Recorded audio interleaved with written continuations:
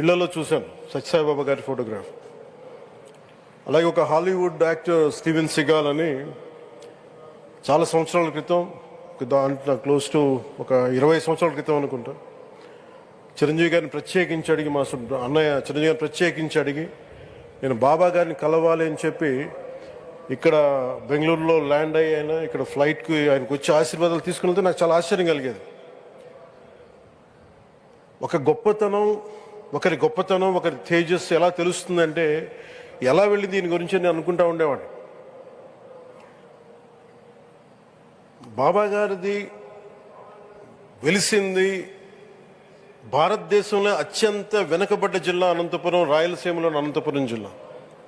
ఆయన పుట్టుక కూడా అత్యంత వెనుకబడ్డ జిల్లా, నీటికి కూడా కొరత ఉండే జిల్లా, వలసలు వెళ్ళిపోయే జిల్లా. అలాంటి జిల్లాని ఎంచుకున్నారు ఆయన జన్మకు కూడా. అందుకని అలాంటి జన్మ తీసుకున్నాడంటే మహానుభావులే తీసుకోగలరు.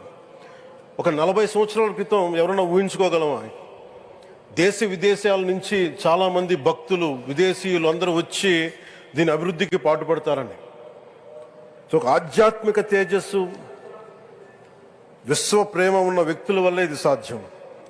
అలాంటి వ్యక్తుల కోసం ప్రత్యేకించి గౌరవ ప్రధానమంత్రి నరేంద్ర మోదీ గారికి ఇష్టమైనది ప్రజలందరికీ కనీసం ఒక 50 లీటర్ల నీళ్లు ఇవ్వాలి, అది రక్షిత మంచినీరు ఇవ్వాలి. అలాంటి పథకం, ఒక 50 లీటర్ల నీళ్లు కనీసం ఇవ్వాలి అనేది ఒక వ్యక్తికి ఆ సంకల్పం నరేంద్ర మోదీ గారు దీన్ని ముందుకు తీసుకొచ్చారు. ఒక ప్రభుత్వ పరంగా దీన్ని ప్రధానమంత్రి గారు తీసుకొస్తే, ఒక ఆధ్యాత్మిక గురువుగా